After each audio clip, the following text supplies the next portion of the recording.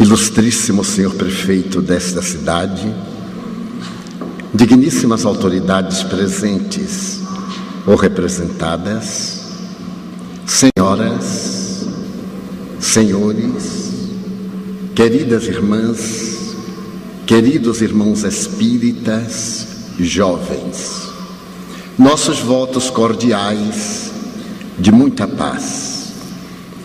Na década de 1940, o emérito psicólogo e psiquiatra espanhol, professor Dr. Emílio Mirey Lopes, fazendo uma análise da sociedade contemporânea, estabeleceu que as criaturas humanas naquela época eram vítimas de 4 gigantes da alma.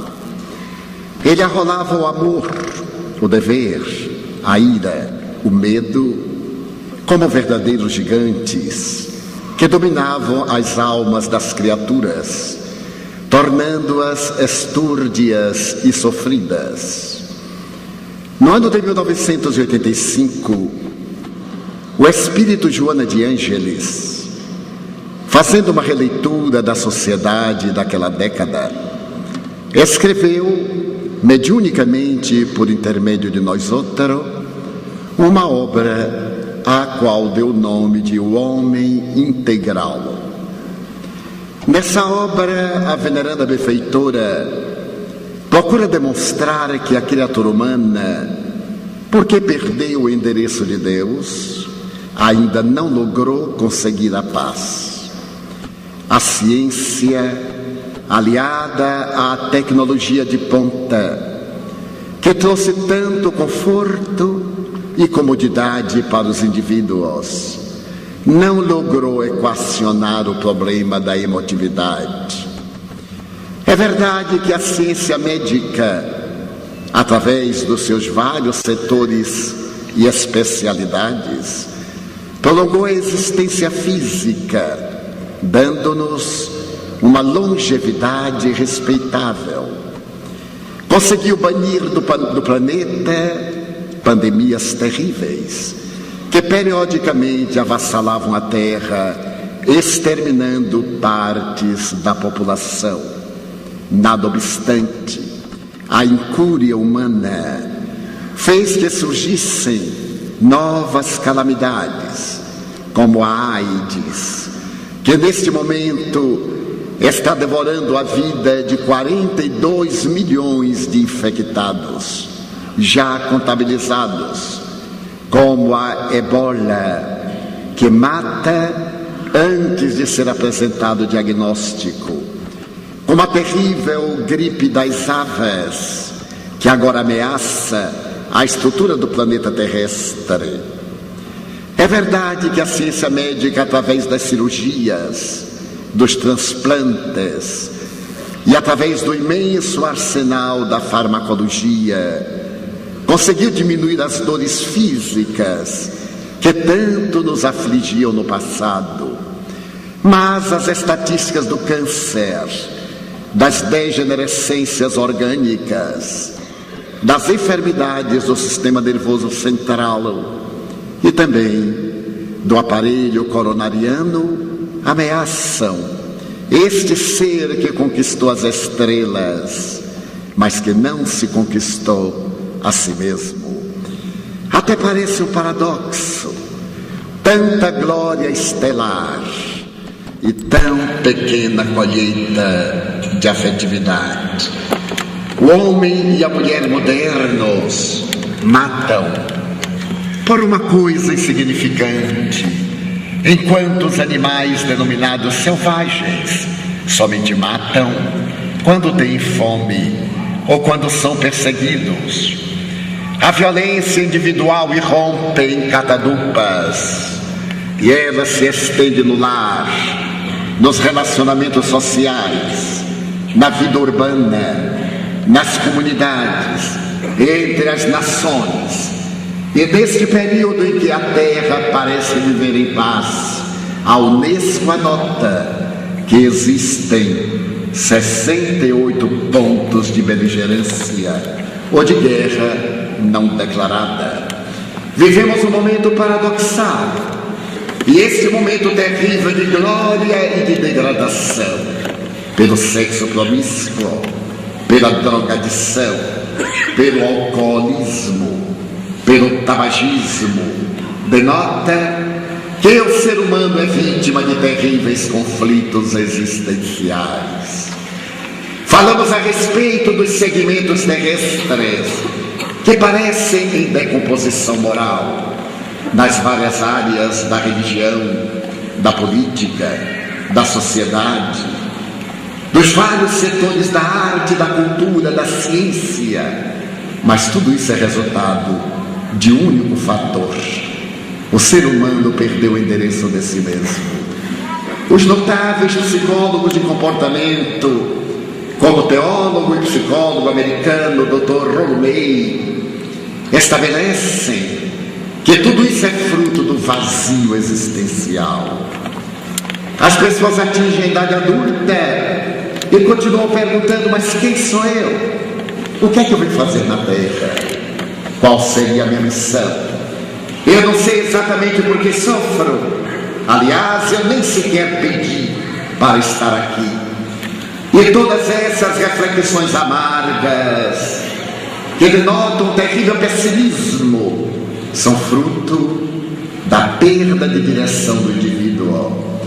Por essas e outras razões, analisando na década de 1980, como nos referimos, a postura da criatura humana deslumbrada pela tecnologia, pela ciência virtual, pelas telecomunicações, Joana de Ângeles disse que nós poderíamos arrolar 4 modernos gigantes da alma, que nos afligem, que nos aturdem e que tiram a razão de ser da nossa existência.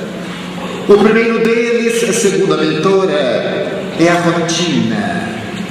A rotina é esse estado psicológico de aceitação mórbida e insossa da existência humana. É um mecanismo de fuga. A criatura procura ter uma vida rotineira para não correr riscos, para não se aventurar, e perde o sentimento de beleza, do ideal, a alegria de viver os estímulos, deixando-se arrastar pela monotonia e tombando na indiferença. Poderemos dizer que a rotina é a ferrugem da alma, mas é atrás dela que um grande número de nós esconde-se para não assumir responsabilidades, porque os desafios parecem muito perturbadores. Então um grande número de pessoas dorme na mesma hora, acorda na mesma hora, faz as mesmas coisas, assiste os mesmos programas de rádio, de televisão, no clube social, e aferram-se às conversas pessimistas, à queixa. Sempre se tem o de que queixar, e a vida perde completamente o sentido existencial. O psicólogo a que nos referimos, o Dr. Rollo May, narra uma experiência notável a respeito da rotina. Ele conta que a empresa de ônibus de Nova York pertence à prefeitura, e o chofer diariamente fazia a mesma rota. Ele saía da Quinta Avenida até a Praça Central do Bronx, um dos bairros negros de Nova York. Durante 25 anos, ele dirigiu ônibus, parou nos mesmos lugares.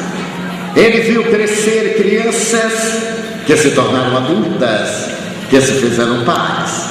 Acostumou-se a saudar a criança e mais tarde quase o ancião. Naqueles 25 anos, o tédio tomou conta da sua existência. E um dia, ele resolveu fazer algo diferente, algo que provocasse um impacto, e furtou um ônibus. Ele optou por levar um ônibus na direção de Nova Jersey. o estado fronteiriço de Nova York. E quando atravessava o pedágio, é claro, ele foi preso. E perguntaram o que ele pretendia fazer com o ônibus, que era patrimônio da prefeitura. Ele disse: bem, eu estou furtando o ônibus porque desejo morar em Miami. Miami é a cidade da luz, do sol, do conforto. Eu quero quebrar a rotina, não aguento mais. A tese pareceu tão absurda que ele foi devolvido à prefeitura de New York e, como punição, o meritíssimo juiz obrigou a continuar na mesma linha, fazendo o percurso Quinta Avenida e Bronx. No entanto, aconteceu algo inusitado. Quando ele chegou à Praça do Bronx, agora na segunda fase da sua vida, a praça estava decorada com bandeiras. As pessoas estavam com seus trajes dominicais. As crianças cantarolavam. E uma comissão acercou-se do ônibus e, através da alegria de todos, gritou: nosso herói! Você fez uma coisa que nós gostaríamos de fazer. Quebrou a rotina. Teve a coragem de assumir a sua realidade. É o nosso herói. Ele ficou pasmado ante esse gesto inesperado, porque em realidade a rotina nos asfixia e nós preferimos perder essa alegria de viver, de nos movimentarmos, com medo de que algo nos apareça maior do que a nossa própria realidade. Então a rotina deve sair da pauta da nossa conduta psicológica, social, moral, emocional. Fazer uma coisa nova. Uma outra psicóloga americana tem a oportunidade de dizer: tenha coragem de lavar a louça em casa com alegria, de lavar as panelas sorrindo, porque para a mulher não pode haver nada mais terrível e desagradável do que lavar as panelas. Lavar a louça, por melhor detergente que tenha, e mesmo que tenha máquina de lavar, se tem máquina de lavar, faça agora uma coisa diferente. Lave com uma velha bucha das tradições das cidades do interior. Limpe bem o copo, lave muito bem o prato, porque prato lavado em máquinas não perde a gordura e estão sempre viscosos, meio sujos. Mas sinta a alegria de fazer uma coisa rotineira, de maneira diferente. Quando estiver na pia de roupas empilhadas, ao invés de reclamar, diga: eu vou aproveitar esse tempo da lavagem de roupa para pensar no meu marido, para pensar no meu companheiro, para ver o que é que eu vou lhe dizer, para reformular a minha vida. Mas faça algo diferente. Quebra a rotina, porque senão a rotina quebra a sua vida. E os homens, procurem sempre fazer uma coisa nova. O rotineiro vai para o trabalho sempre pela mesma rua. Poderia fazer uma volta, olhar do outro lado, atravessar a esquina, mas ele se deixa conduzir de uma maneira pacata, precavida, de maneira que nada lhe perturbe. Mas a vida é um grande desafio. Enquanto nós estamos vivendo, estamos morrendo. As nossas células morrem a cada segundo. Na corrente circulatória, em cada segundo morre 30 milhões de glóbulos vermelhos e nascem 30 milhões de glóbulos vermelhos. Não existe rotina, não existe paralisia. Desde a hora que os senhores e as senhoras entraram aqui até esse momento, uma 10ª parte dos seus corpos, dos nossos corpos, morreu. E nós estamos com a 10ª parte inteiramente nova. Em cada 7 anos, nosso corpo é inteiramente novo, menos os neurônios cerebrais, que quando morrem não se renovam. Equivale dizer que uma pessoa de 70 anos já teve 10 corpos e não notou, porque a personalidade permaneceu graças ligadas aos neurônios cerebrais. Então a vida é pulsante, é ativa, é necessário quebrar a rotina. Faça algo diferente hoje. Quando chegar em casa e tomar o chimarrão antes de dormir, diga-se: pela primeira vez eu não vou tomar chimarrão, eu vou tomar chocolate quente. E se não tiver chocolate quente, bem, eu vou tomar mesmo um chimarrão, mas eu vou colocar um pouco de limão para variar, ou de mel, ou de qualquer outra coisa.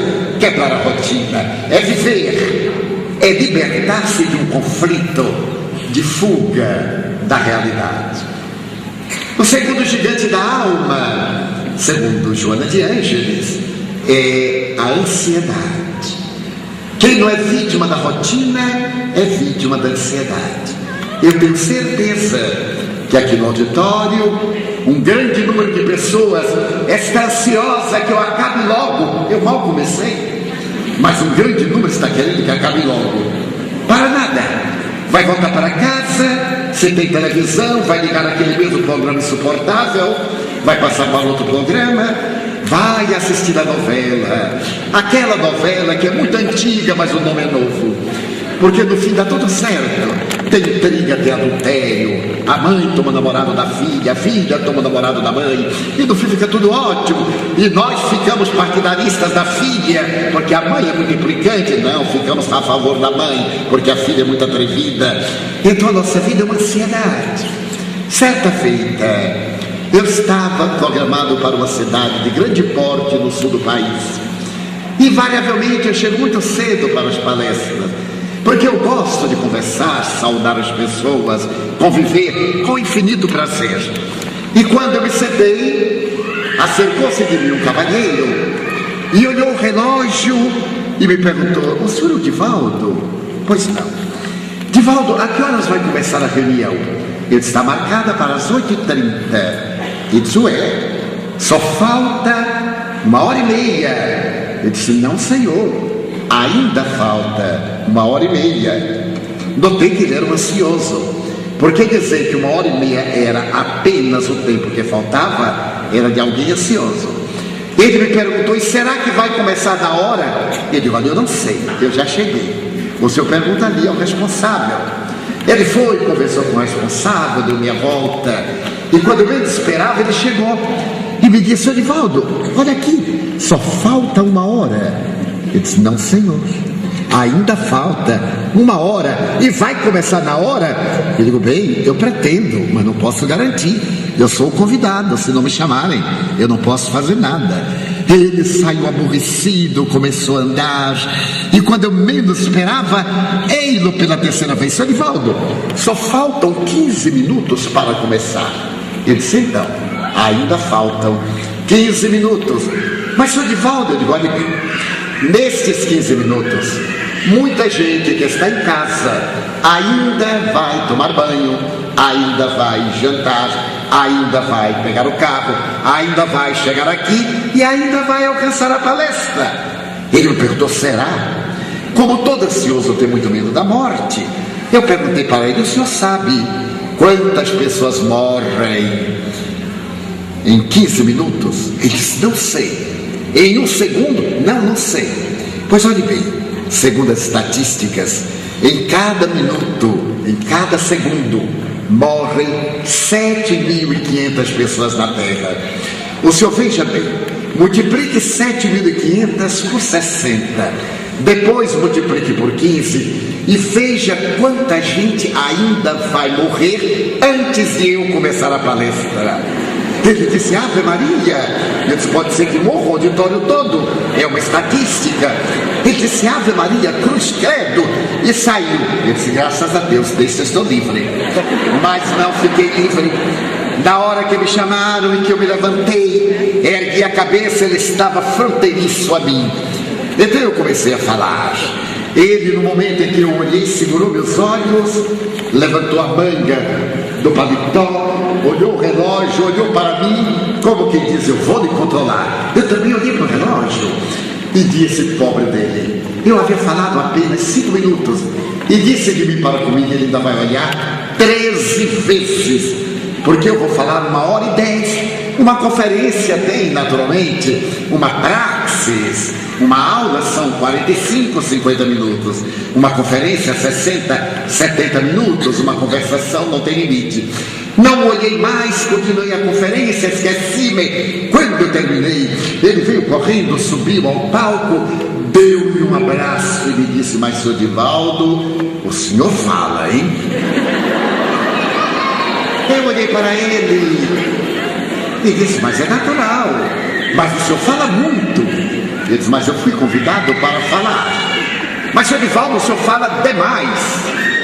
Eu disse: por que o senhor acha que eu falo demais? Porque o senhor falou mais de 2 horas. Eu disse: olha bem, pelo meu relógio pode ser diferente do senhor.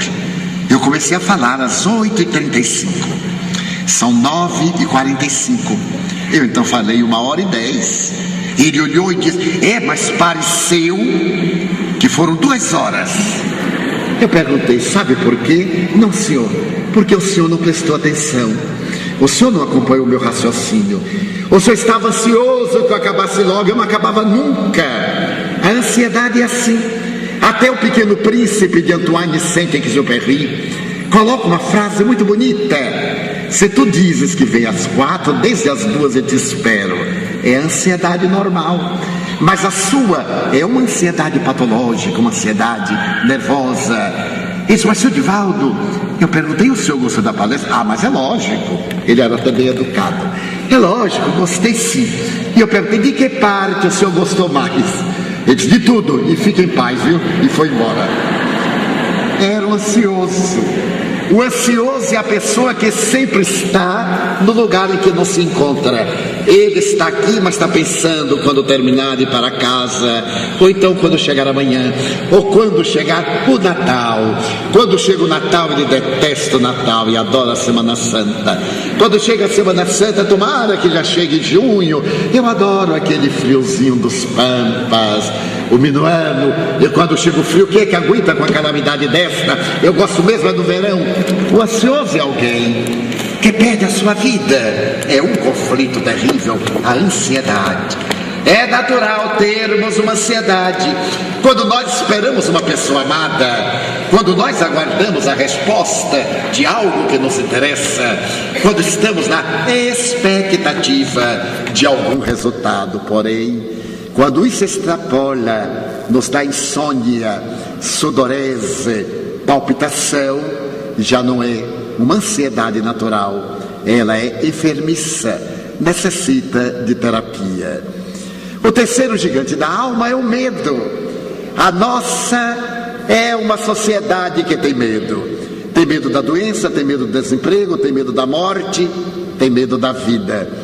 Muita gente me diz: eu tenho tanto medo da vida que eu não gosto de sorrir, porque toda vez que eu sorrio, depois me acontece uma desgraça. Então eu não rio. Ele deixa de ser feliz com medo de uma coisa que não vai acontecer. E eu sempre redarguo: sorria hoje. E se vier um problema amanhã, sofre o problema amanhã. Na tradição, somente quem morre de véspera é o peru de Natal. Nós não somos perus de Natal. Vivemos a nossa alegria de agora, porque a tragédia que talvez você pense que iria acontecer, não aconteça. E se ela acontecer, faz parte do nosso currículo existencial. A vida não é uma linha horizontal, ela somente é reta para os esquizofrênicos, que não têm sensibilidade. A sua emotividade é embotada, e o seu mundo é especial. Ele alienou-se, saiu de uma realidade e construiu a sua realidade. Então, para ele, aquilo é uma grande horizontal. A verdadeira vida é sinuosa, há ascensão e queda, conquista e perda. O que importa é a grande linha que nós desenhamos, inclinada. Para poder atingir o ápice, é necessário irmos passo a passo. Mas as criaturas vivem hoje atormentadas pelo medo. O medo de perder o emprego, o medo de perder um afeto, o medo de perder um dinheiro, o medo de ser assaltado. Eu já fui assaltado. É uma coisa maravilhosa, é uma emoção especial. Eu tenho uma amiga do Rio de Janeiro que me disse: Edivaldo, quando eu lhe digo que sou sofredora, você não acredita. Eu sou tão sofredora que ainda não fui assaltada. É uma verdadeira desgraça para ela, porque no Rio de Janeiro praticamente todo mundo já foi assaltado. Eu tenho um amigo que ele foi assaltado ao entrar numa rua na praia do Flamengo, e quando chegou na saída ele foi assaltado novamente. Então ele disse: o seu colega ali já me depenou. Ele disse: bom, então está em boas mãos. Tudo fraterno, tudo interessante. Pois eu também fui assaltado. Eu havia terminado a leitura do Evangelho na casa de uns amigos e caminhava tranquilamente para o apartamento em que eu me hospedo, na Avenida Oswaldo Cruz, no coração da cidade. No dia seguinte eu viajava à África do Sul. E no momento em que eu atravessava, 10h30 da noite, no ano de 1981, eu fui pioneiro, porque agora que está na moda. Então eu vi alguém sair, me agarrar na garganta e colocar alguma coisa no meu ventre. Eu pensei que era algum amigo, algum confrade. Aquele abraço apertado, ele disse assim: muito obrigado. Ele disse: é um assalto. Eu disse: meu Deus, é um assalto. Senti o hálito carregado. Olhei para ele estava desfigurado. Era um jovem. Naquela época, portanto, há 25, 26 anos, eu era um pouco mais jovem. Então ele me olhou e disse: o que é que leva aí? Eu disse: olha, eu não levo nada, eu não esperava ser assaltado, então eu não trouxe. Porque eu estava orando. E lembrei-me do relógio. Olhei no pulso. Pela primeira vez na minha vida eu me houver esquecido na mesa da residência que eu estava. Ele então deu uma bofetada com toda a força e disse: como é que você chega nessa idade? Imagine que atrevido. Eu devia estar com apenas 50 anos. Como é que você chega nessa idade e não tem nada? Eu disse: pois é, da próxima vez você me telegrafa e eu levo a sua dose. Você deve ser um toxicômano e quer naturalmente um baseado. Ele então olhou para mim e disse: pois vou matá-lo. O mais curioso é que nesse momento eu tive uma crise de riso, mas não de nervoso, porque ele estava agarrado comigo. Eram 10h15 da noite, embaixo de uma árvore, o povo passando para lá, para cá. Se alguém me visse, ia ser muito complicado explicar que aquilo era um assalto. Então eu disse: você vai me soltar, ou me mata ou me solta. Porque já imaginou o povo passando e nós dois agarradinhos aqui embaixo da árvore?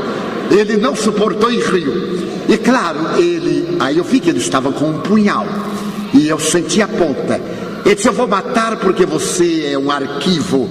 Eu matei um, saí da penitenciária Lemos Brito, estou em liberdade condicional, e o primeiro infeliz que eu assalto não tem nada. Eu estou com fome, preciso de dinheiro, vou matar você. Eu digo: olha, eu agradeço, fico muito feliz de você me matar, porque eu não tenho medo da morte. E por que não tenho? Porque eu sou espírita. E o que é isso? Eu disse: mas meu Deus, o senhor é difícil, hein? Até na hora de morrer eu tenho que pregar espiritismo para assassino. Eu disse: olha, espiritismo. Então eu fiz uma síntese. Enquanto eu conversava com ele, eu vi a mãezinha dele desencarnada, que estava ao lado, e disse: eu sou médium. Ele disse: o que é isso? Eu digo: eu vejo os mortos, porque os mortos não morreram. Eu estou vendo aqui sua mãezinha, ela está me dizendo que se chama Carmencita, e que você não matou apenas um, você matou o companheiro dela, que era traficante de drogas, mas ela também morreu de desgosto, quando o amante foi para a sepultura e você para a cadeia. Ela está usando um lenço de xadrez que você lhe deu. Ela está me dizendo que você é pernambucano. Que falta de vergonha um pernambucano assaltar um baiano, com tanto carioca aqui no Rio de Janeiro. Você não acha? Eu sou baiano, e você pernambucano veio de tão longe para nos encontrarmos aqui. Ele ficou algo hebetado e disse: mas a minha mãe já morreu. Eu digo: ela está viva, lamentando profundamente o filho bandido que você é. Agora, se quiser, pode matar, eu não tenho medo da morte. Ele tremeu, ele disse: quer me soltar? Ele me soltou, estava chorando. Ele disse: eu sou infeliz. Eu digo: não, meu filho, você fez-se infeliz. Cada um de nós tem a vida que trabalha para si mesmo. Qual é o seu problema? Ele disse: fome. Eu digo: então vamos ao apartamento, eu lhe darei comida. Dinheiro eu não dou, porque eu não sustento malandro. Eu trabalho muito para ter dignidade, então não vou lhe dar dinheiro. Mas eu levo você ao meu apartamento agora, onde estou hospedado, e nós vamos jantar. E ele perguntou, o senhor me leva lá? Eu digo, levo, claro. Estávamos a menos de 150 metros. Eu então encostei-me um pouco na parede. Sistema nervoso é uma coisa curiosa. Esta coragem que eu estava, quando ele disse, então vamos, eu quis ir, as pernas não quiseram. Eu tentei novamente, elas estavam chuladas. Então ele perguntou alguma coisa, eu disse, é lógico, você me faz um susto desse e as pernas não querem ir. Então foi uma cena ridícula. O ladrão me abraçou e me puxou e eu fui arrastado pelo ladrão. Quando chegamos ao edifício, o porteiro estranhou aquela cena inusitada e eu disse, meu filho, este rapaz salvou minha vida. Eu ia atravessar ali o semáforo e ele me salvou a vida. Eu estou levando ao apartamento para gratificá-lo. O porteiro não acreditou, porque ninguém nunca foi convidado a entrar no meu apartamento quando eu estou no Rio de Janeiro. Àquela hora da noite, um indivíduo estranho entrou o porteiro e perguntou, senhor Divaldo, o senhor quer que eu o acompanhe? Eu disse, não, está tudo sob controle. Agora eu recuperei, subi e depois que passa o choque da fome, preparei um bom lanche, eu sou excelente cozinheiro, não sei fazer churrasco, mas comida baiana, com certeza. E então servimos-nos, eram 11h30 da noite, eu telefonei para um amigo e pedi ao amigo para ir ao apartamento, porque nada melhor no mundo do que amigos. O amigo disse, mas Divaldo, são 11h30 da noite, eu digo, por isso mesmo. Menos de 10 minutos, ele mora perto, veio com a esposa e me perguntou, qual é o problema? Ele disse, não é um problema, é uma solução. Este rapaz está precisando de um emprego e eu gostaria que você lhe conseguisse um emprego.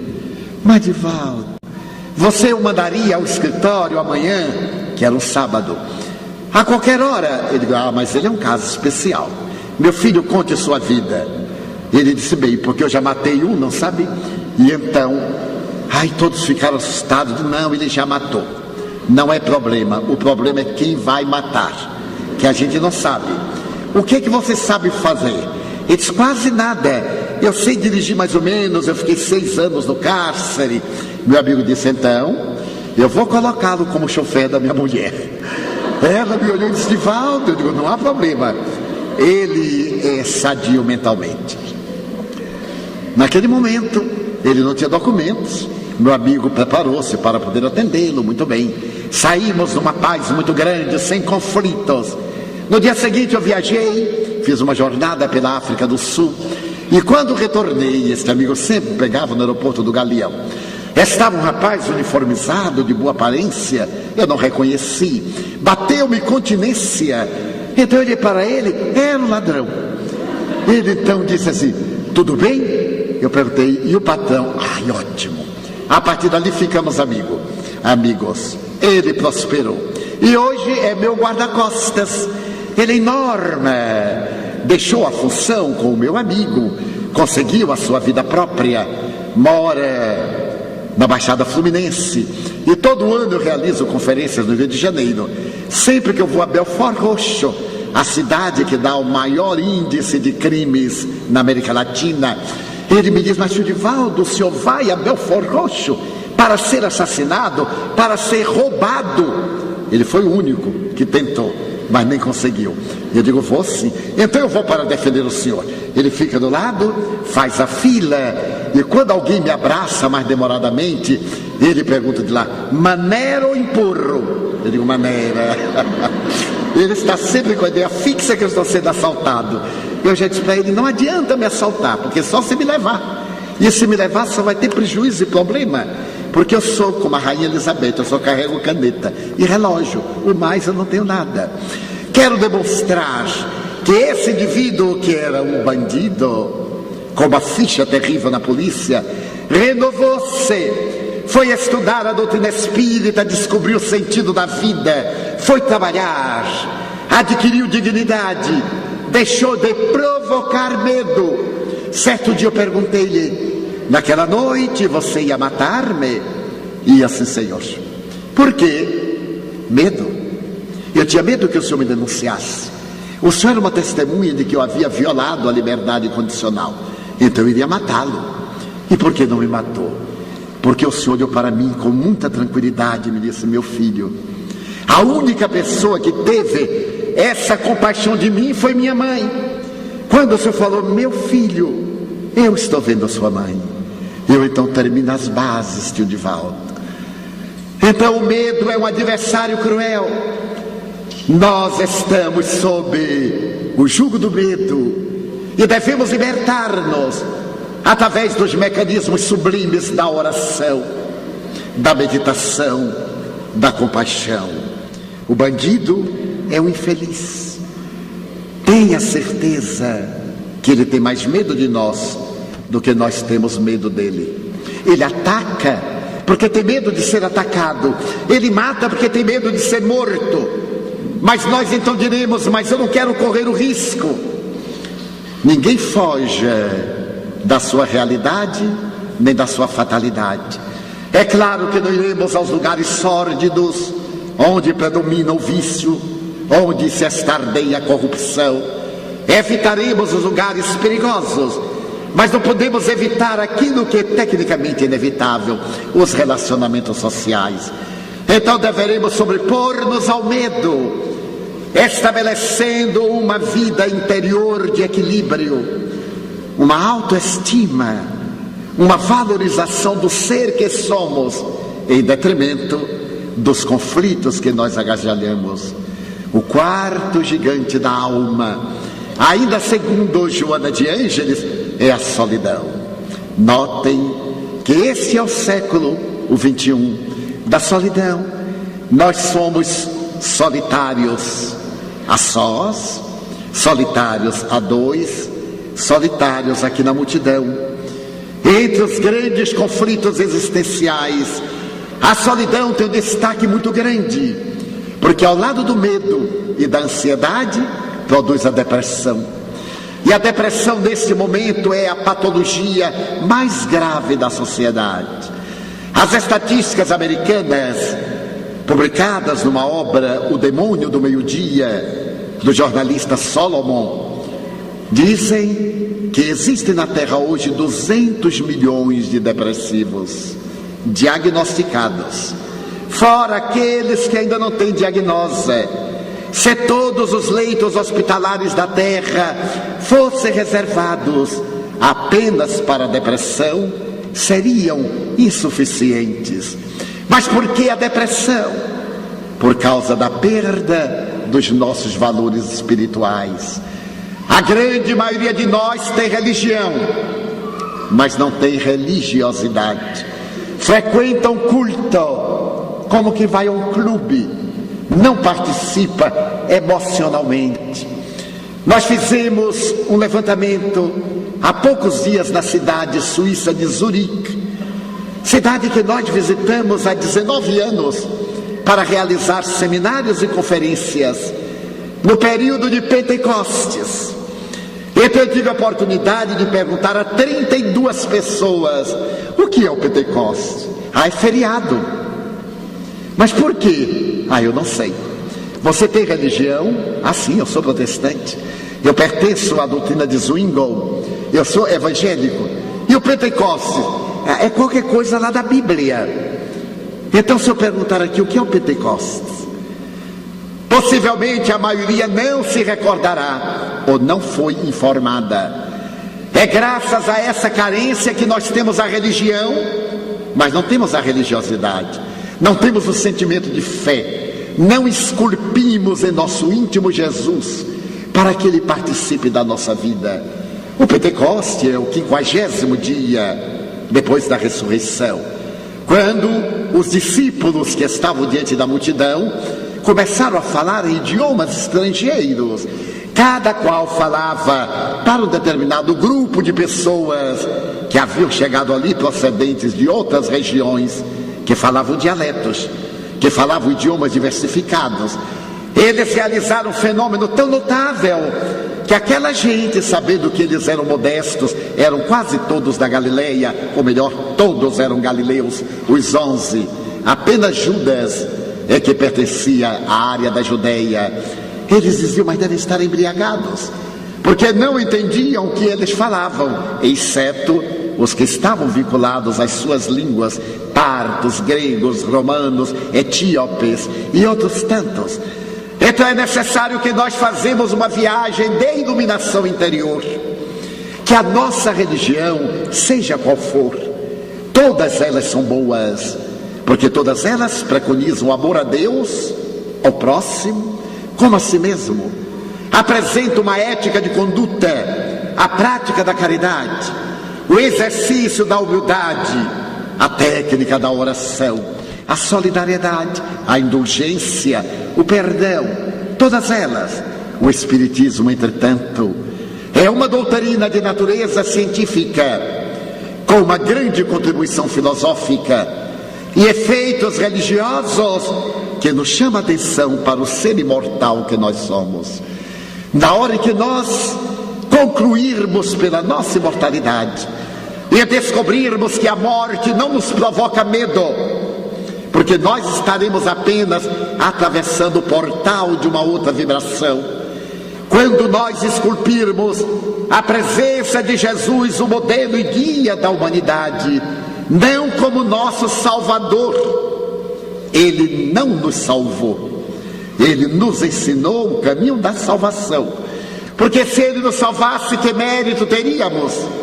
Mas Ele veio exemplificar, dar a sua vida por amor. Amigo, disse Ele, é aquele que dá a sua pela vida do seu amigo. Então é esse Jesus extraordinário que o Espiritismo trouxe de volta, para que ele possa produzir na sociedade a renovação, para que ele possa matar a rotina pela ação da caridade, para que ele diminua a nossa ansiedade pela paz de espírito, para que ele dilua o medo pela certeza de que não estamos a sós. Deus é o Pai amoroso de todos nós e estamos assessorados por espíritos nobres, se pensarmos no bem, por espíritos infelizes, se cultivarmos o mal. Ao blocar do popular brasileiro, dize-me com quem andas e eu te direi quem és.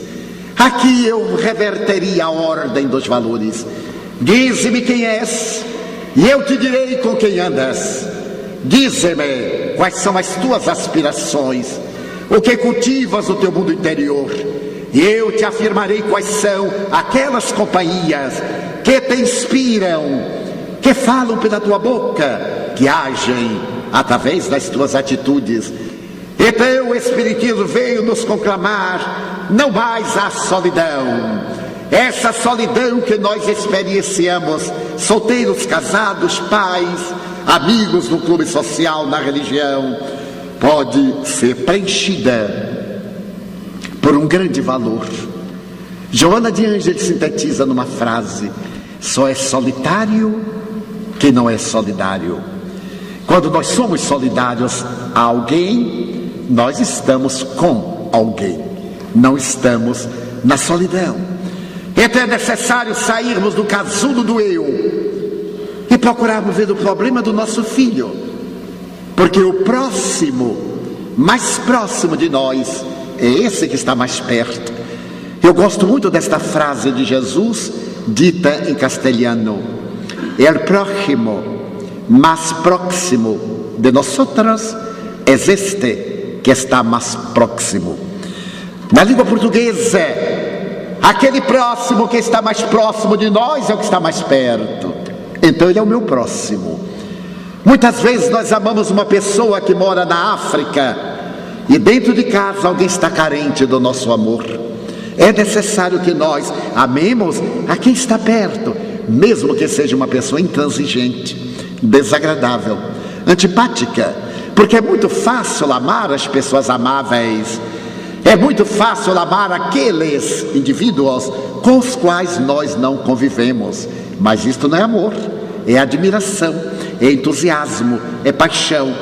O verdadeiro amor é aquele que resiste o lado negativo da pessoa, as suas defecções, as suas dificuldades, a sua agressividade. Esse é que é o verdadeiro amor, quando nós conseguimos sobrepor-nos a essas condições negativas e colocar uma pitada de compaixão, no sentimento de afetividade. Então a solidão desaparece. E desaparecendo a solidão, não temos por que fugir para dentro, fazendo depressão. As depressões também têm um grande contingente de natureza ainda não detectado pela ciência convencional. O Espiritismo, demonstrando que a vida continua depois da morte, também esclarece que cada um desperta no além, conforme adormeceu no aquém. Depois de um ato cirúrgico, que eu saio da anestesia total, eu desperto com os patrimônios morais com que eu adormeci pelo anestésico. A morte é um anestésico para a cirurgia de corpo inteiro. Nós despertamos no além com os nossos valores. Então serão esses valores que nos irão tornar pessoas felizes ou amarguradas. Quando por acaso infelicitamos alguém nesta existência ou em existências anteriores, e esse alguém não nos perdoa, é claro, por uma lei de afinidade. Onde está o devedor, aí está o cobrador. A semelhança do aço que atrai as limalhas de ferro pelas suas induções magnéticas, nós também atraímos os espíritos inimigos que nos induzem a situações de enfermidades psíquicas, emocionais, orgânicas, realizando o que tecnicamente chamamos obsessão. Não é uma descoberta do Espiritismo, porque está presente no Evangelho de Jesus. Ele foi chamado o Senhor dos Espíritos.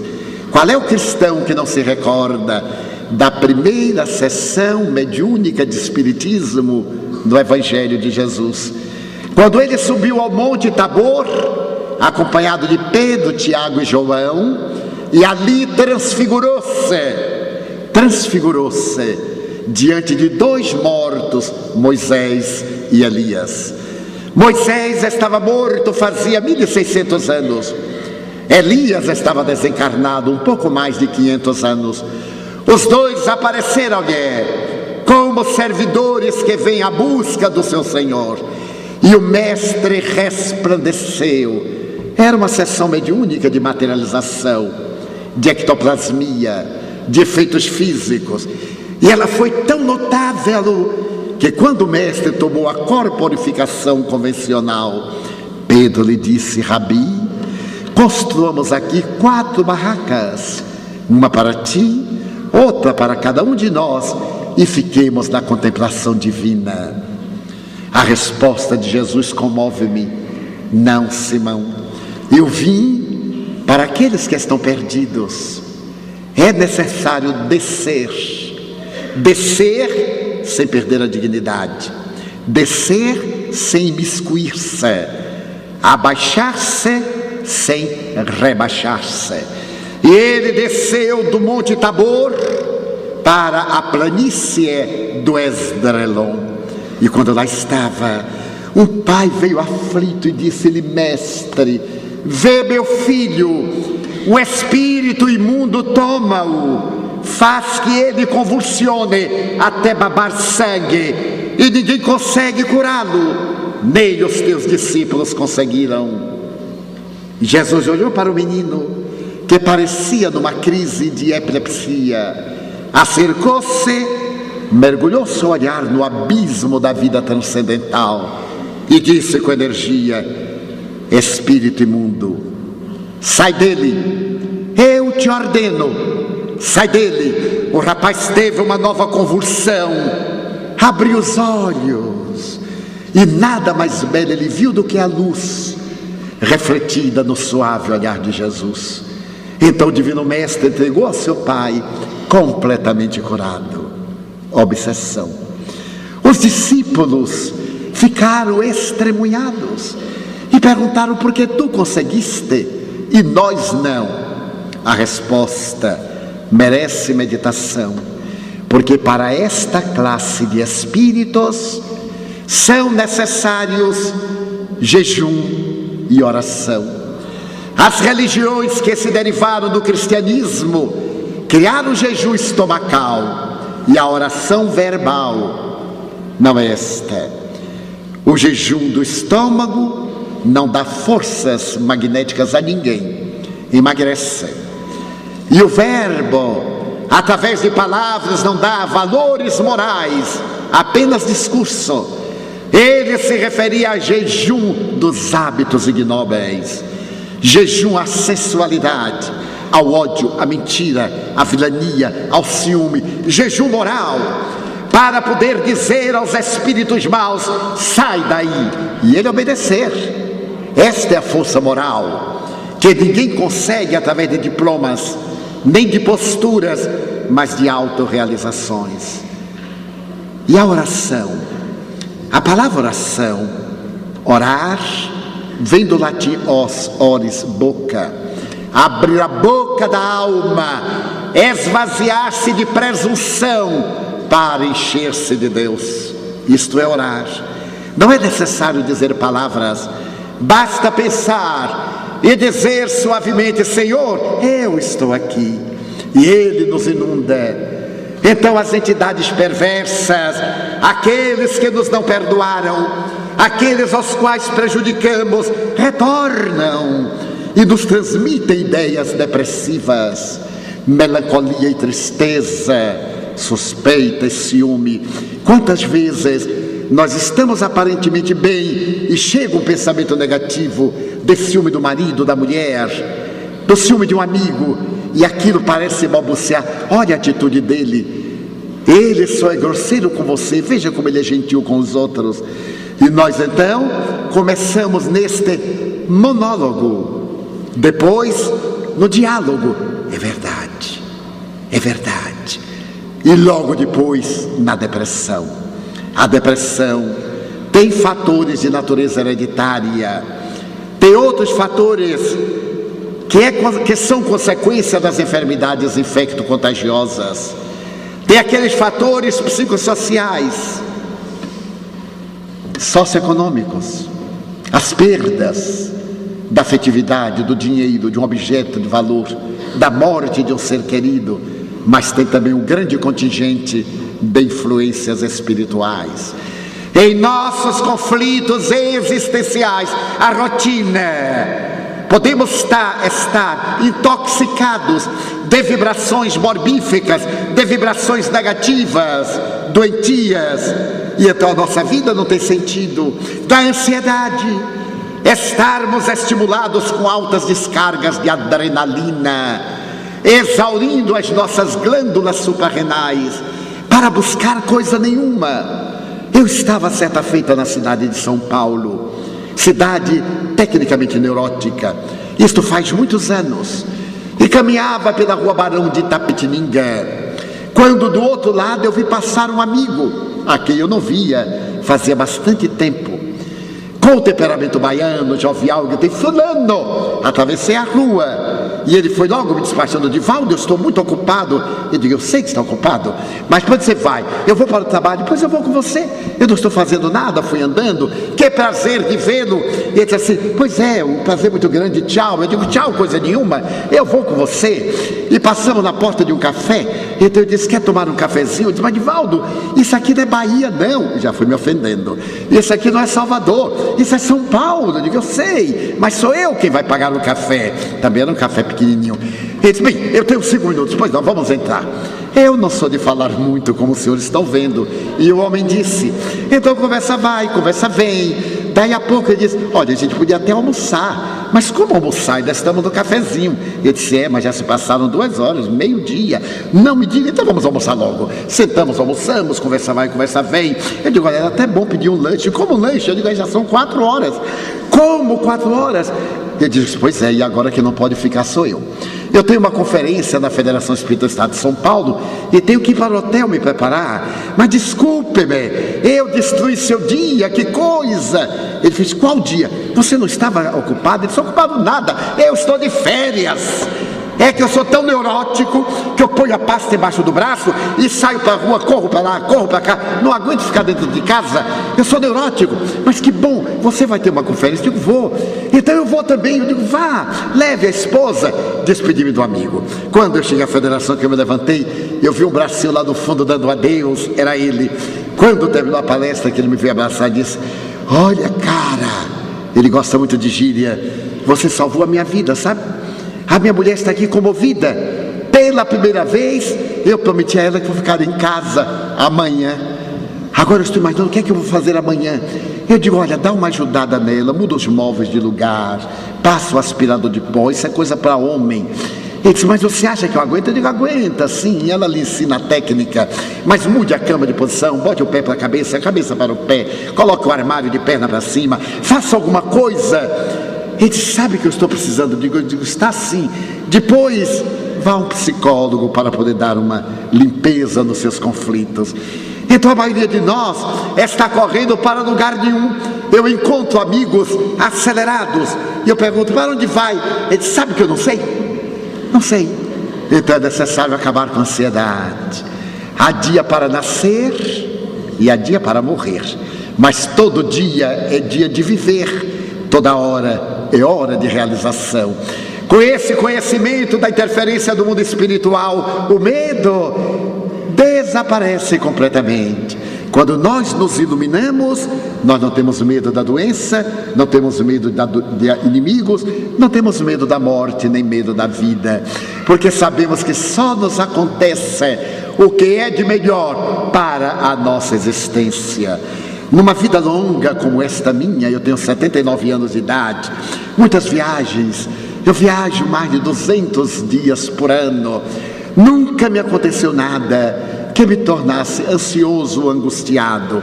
Momentos difíceis, situações penosas, estive em várias revoluções e nunca me preocupei. Digo, eu estou nas mãos de Deus, o que é que eu posso fazer? Certa feita no Panamá, quando eu cheguei para fazer a primeira palestra espírita no Panamá, o chofer que me levava ao hotel disse, como é mesmo o nome do hotel? Eu disse, Ideal. Ele disse, moço, não vá para lá não.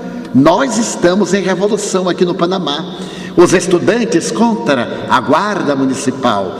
E ali é o foco. Você imagina, a universidade está de um lado, o quartel está do outro, você vai ficar no campo de batalha. Eu pensei que era coisa de chofer de táxi para dar uma voltinha a mais. Ele disse, mas eu prefiro ir para lá. Não, senhor, vá para a área americana, o senhor tem segurança. Ele, mas meu amigo, eu tenho um compromisso lá. Alguém vai me buscar às 20 horas para eu proferir uma conferência. E ele disse, o senhor está arriscando a vida. Eu disse, mas a vida é um risco. Mas o homem me falou tanto, que eu disse, olha, por garantia, amanhã eu devo pegar um avião às 10 horas, eu vou contratá-lo desde hoje, e amanhã às 8 da manhã você vem me buscar. Se eu não estiver lá, o senhor dá queixa na Embaixada do Brasil, eu lhe pago agora por antecedência. Ele me disse, eu tenho tanta certeza que o senhor vai estar morto, que nem vou cobrar. Amanhã às 8 horas eu passo lá. Eu disse, meu Deus, mas o senhor me arranjou uma fantástica. Que mau gosto sair de Salvador, das praias encantadoras para morrer no Panamá, é muita falta de gosto. Mas já estava ali, realmente quando eu cheguei, era um momento difícil. Mas eu tinha que ali estar, porque era meu ponto de contato com uma parapsicóloga que me iria levar para proferir a conferência na Universidade de Psicologia, na área especializada. Quando eu cheguei ao hotel, notei tudo estranho, com barricada, e digo, bom, mas já que Jesus mandou eu vir para aqui, o problema é dele, ele que me defenda. Eu tive que sair, e quando estava na rua, meus amigos, subitamente eu escutei uns tiros. Eu nunca havia ouvido tiro de mesmo, só no cinema. E no cinema é um som estereofônico, uma coisa fantástica. Eu ouvi aqueles tiros e disse, parece São João, bombinhas de São João. Foi quando eu vi os estudantes correndo, a polícia atrás, e eu entre fogos. Olhei a distância para a próxima esquina, era muito longe. Eu digo, sabe de outra? Vou morrer com dignidade. Encostei-me na porta, uma porta qualquer de uma casa comercial, e então comecei a orar. Perdi a consciência. Quando eu acordei, eu estava numa loja de tecidos masculinos de Casemira, e então o senhor dizia, que tens? Que tens? Ele disse: o senhor poderia dar-me um copo com água, por favor? Ele disse: brasileiro? Eu disse: sim, senhor, brasileiro. Eu adoro o Brasil. Eu vivi no Rio de Janeiro. Mas vou lhe dar a água. O que é que um brasileiro veio fazer aqui em plena Revolução? Ele disse: eu não sabia. E mesmo que eu soubesse, eu viria. Eu venho proferir uma conferência. Ele disse: de quê? Eu digo: ai meu Deus, se eu disser ao homem o que é, ele vai me botar para fora. Eu disse: de parapsicologia, de fenômenos transpessoais. E que mais? Eu disse: de espiritismo. Ele disse: meu Deus, eu adoro o espiritismo. Eu sou um bandista. Nós somos irmãos. Eu digo: não, somos primos. Porque por enquanto nós somos primos. E vamos um dia ser irmãos. Sorrimos. Mas vai ter uma conferência? Eu digo: ia ter a conferência. Ele disse: mas não vai ter, porque estamos em toque de queda. Estávamos ali sem poder sair à noite. Mas como é seu nome? Disse: Divaldo Franco. Mas que prazer. Eu vou mandar meu chofer levar o senhor lá do seu hotel. E o senhor quer que eu lhe ajude? Notem como Deus é extraordinário. Ele disse: mas é claro, chame-me Habib. Era o sírio. Habib. Pois não, seu Habib, eu agradeço muito, porque a verdade é que eu agora não sei onde estou. Eu perdi a direção do hotel. Eu estava caminhando e tive um transe, e Deus me trouxe até sua casa. Ele chamou o chofer e mandou levar-me ao hotel. Quando chegamos perto, havia uma barricada muito grande, e o chofer me disse: salte. Eu disse: não salto. Senhor Habib me dijo para deixar-me na porta do hotel, e você está deixando-me a uma distância muito grande. Ele disse: hombre, salta. Eu digo: hombre, não salto. E ele disse: então vamos retornar. Retornamos. E eu disse para o senhor Habib: mas o seu chofer é tão covarde. Eu não, claro, né? O chofer é tão covarde. Ele me foi levar.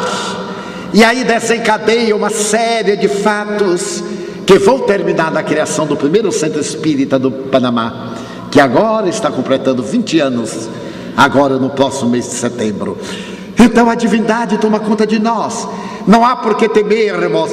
Jesus nos disse: aquele que crê em mim já passou da morte para a vida. Então, em nossos conflitos existenciais, busquemos Deus.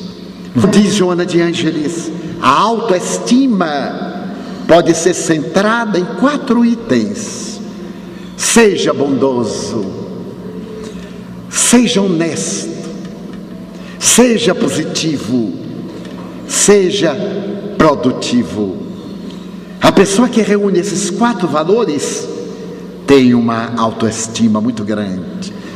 Pense no amor, e o amor enriquecerá a sua vida. E nunca esqueça que Deus está conosco. Eu li faz algum tempo uma história que me sensibilizou muito. Uma empresa americana de seguros apresentava o seu executivo, que em 10 anos chegou ao top. Era um dos 10 maiores executivos de seguros dos Estados Unidos, em 10 anos apenas. Quando ele foi homenageado e passou a vice-presidência da empresa, o presidente disse, e lembrar que há 10 anos apenas ele era um mendigo. Todos ficaram surpresos. Mas uma jornalista do Washington Post, quando terminou a solenidade, perguntou: é verdade? Há 10 anos você era um mendigo? Era. Eu pedi esmolas. Mas como? Ali em Times Square, na Praça do Tempo, eu tinha uma tabuleta. E na tabuleta eu dizia assim: tenha pena de mim. Eu não tenho teto, não tenho trabalho, não tenho dinheiro. Ajude-me.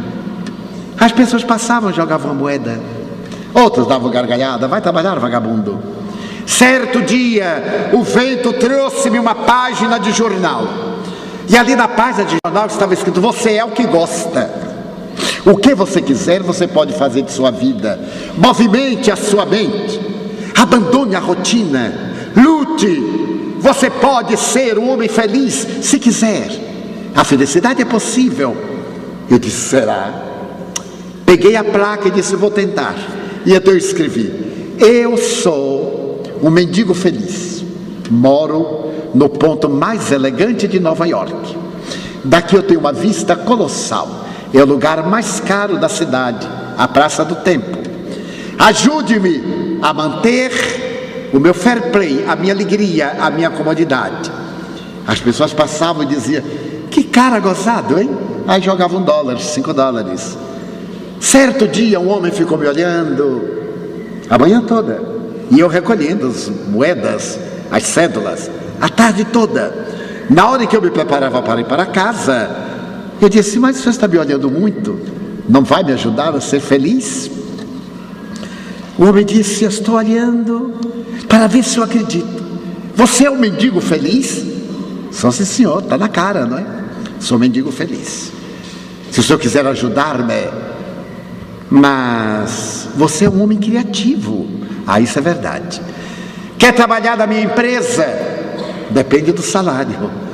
Mas quanto você faz por semana? Acha que eu vou dizer para o imposto de renda cair em cima de mim? Negativo. Quanto o senhor me paga? Para começar, $2.000 por semana. Você vai trabalhar no meu setor de marketing, dar ideias. Aceito. E se você perder o emprego? Eu volto para o meu ponto, eu não vou vender, eu vou alugar, porque isso aqui é um trabalho maravilhoso. Então eu fui trabalhar em marketing. A partir dali eu progredi, e hoje eu sou um dos 10 maiores executivos de Nova York na área de seguros.